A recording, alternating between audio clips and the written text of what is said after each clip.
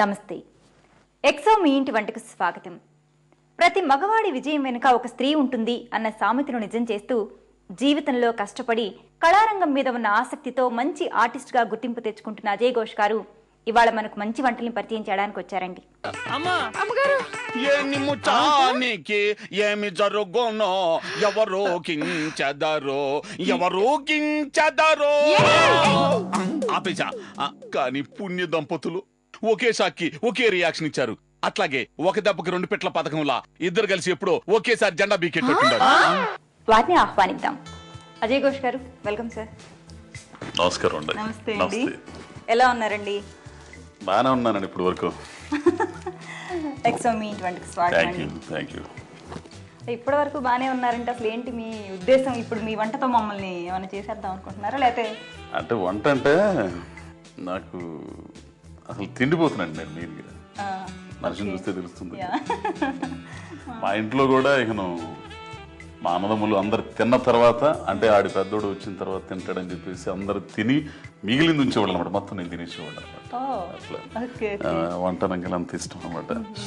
So మరి ఈ రోజు మాకు ఏ వంటలను పరిచయం చేస్తున్నారండి? అయితే బంగాళాదుంప నువ్వుల పొడి.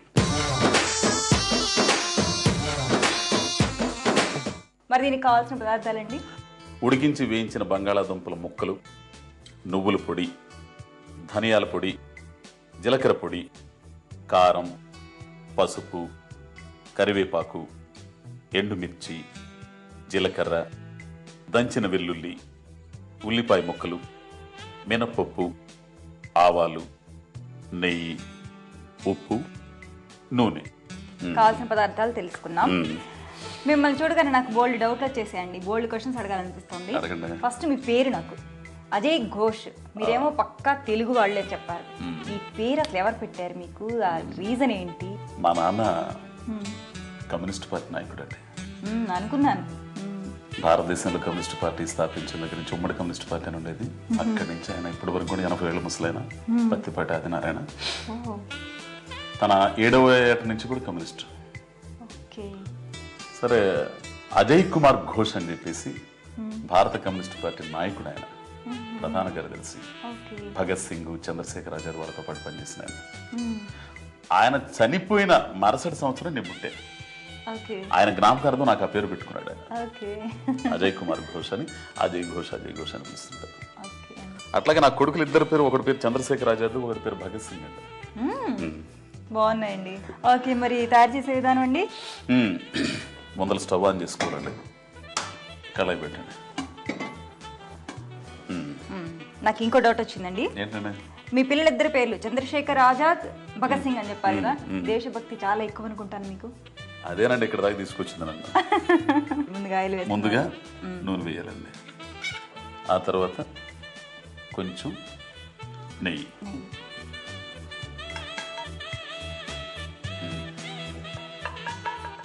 తెలుస్తుంది మనకి నూనె కాగింది లేదని తెలుస్తుంటుంది. చిట్టపట్లాడుతుంది చూసారా. ఆవాలు ఆవాలు వేశారు. హాఫ్ స్పూన్ మినపప్పు, మినపప్పు అండి. తర్వాత ఎండుమిర్చి ముక్కలుగా చేసుకున్న ఎండుమిర్చి అండి. ఆ తర్వాత జీలకర్ర. అజయ్ ఘోష్ గారు, అసలు ఈ ఫీల్డ్లోకి ఎలా వచ్చారండి మీరు? ఆ దేశభక్తి నన్ను ఇంతవరకు తెచ్చింది అన్నారు. అది చాలా పెద్ద కథ అండి, మామూలు కథ కాదు. ప్రతి మానవుడికి ఉంటే కథలు ఉంటాయి కానీ హాఫ్ అన్ అవర్ లో అయ్యే కథ కాదు. సరే, పోనీ కొంచెం చెప్పండి బ్రీఫ్ గా. చెప్తాను. ఆ తర్వాత కొంచెం వెల్లుల్లి అండి, దంచి పెట్టుకున్న వెల్లుల్లి. ఆ తర్వాత ముక్కలుగా కోసుకున్న పెద్ద ఉల్లిపాయ. చెప్పండి.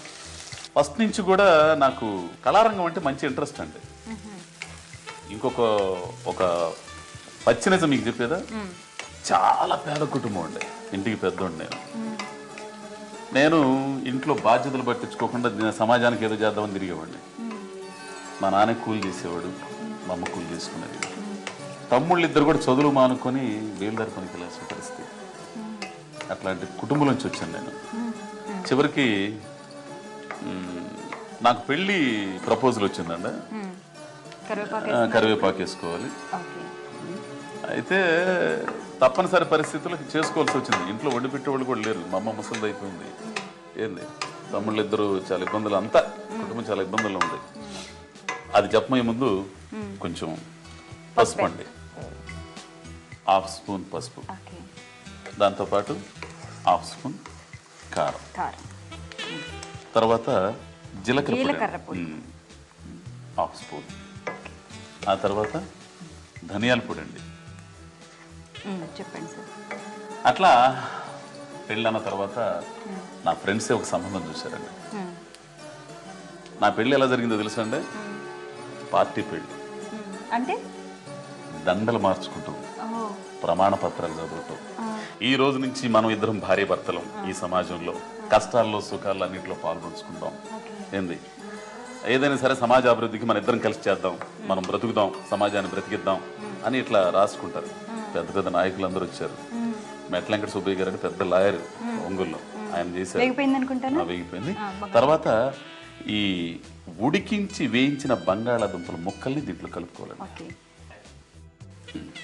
ఈ బంగాళాదుంపలు చక్కగా ఎల్లో కలర్ లో ఉన్నాయండి. అంటే ఉడికించేటప్పుడు మీకు చెప్పడం మర్చానండి నేను. ఇవి పసుపు ఉప్పులో ఉడకబెట్టాలండి.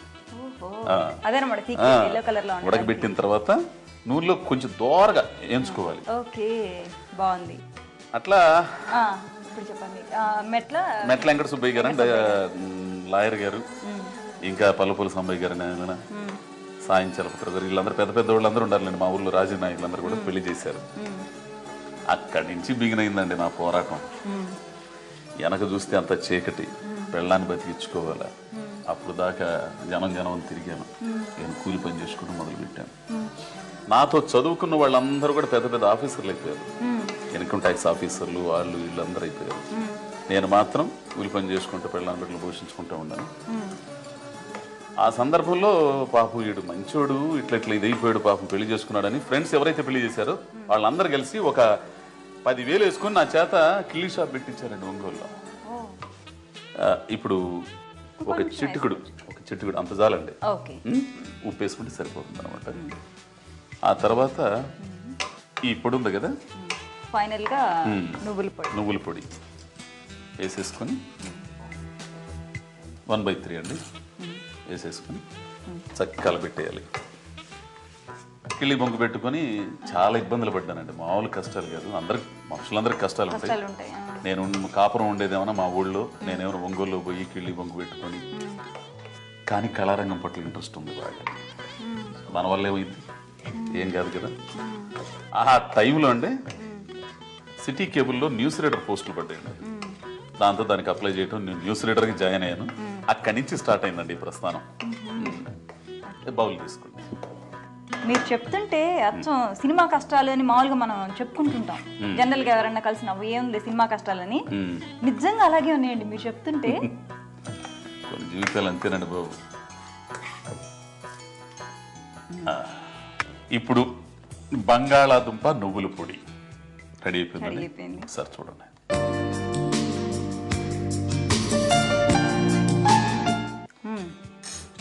మీరు బాగలేదా? చాలా బాగుందండి, చాలా బాగుంది, చాలా బాగా చేశారు. మరి ఈ బంగాళదుంప నువ్వుల పొడికి కావాల్సిన పదార్థాలు, తయారు చేసే విధానం మరోసారి చూద్దాం. బంగాళదుంప నువ్వుల పొడికి కావలసిన పదార్థాలు: ఉడికించి ఫ్రై చేసిన బంగాళదుంప ముక్కలు, నూనె, నెయ్యి, ఆవాలు, మినప్పప్పు, ఎండుమిరప, జీలకర్ర, దంచిన వెల్లుల్లి ముక్కలు, జీలకర్ర పొడి, ఉల్లిపాయ ముక్కలు, కరివేపాకు, పసుపు, కారం, ధనియాల పొడి, నువ్వుల పొడి, ఉప్పు. బంగాళదుంప నువ్వుల పొడి తయారు చేసే పద్ధతి: ముందుగా స్టవ్ ఆన్ చేసి కడాయి పెట్టి నూనె, నెయ్యి పోయాలి. నూనె వేడైన తర్వాత ఆవాలు, మినపప్పు, ఎండుమిర్చి, జీలకర్ర, దంచిన వెల్లుల్లి ముక్కలు, ఉల్లిపాయ ముక్కలు వేసి బాగా వేయించాలి. బాగా వేగిన తర్వాత కరివేపాకు, పసుపు, కారం, జీలకర్ర పొడి, ధనియాల పొడి వేసి వేగించాలి. వేగిన తర్వాత ఉడికించి వేయించిన బంగాళదుంప ముక్కల్ని అందులో వేసి బాగా కలిపి కొంచెం ఉప్పు, నువ్వుల పొడి వేసి బాగా కలుపుకొని స్టవ్ ఆఫ్ చేసుకొని సర్వింగ్ బౌల్లోకి సర్వ్ చేసుకోవాలి. అంతే, ఎంతో రుచిగా ఉండే బంగాళదుంప నువ్వుల పొడి రెడీ.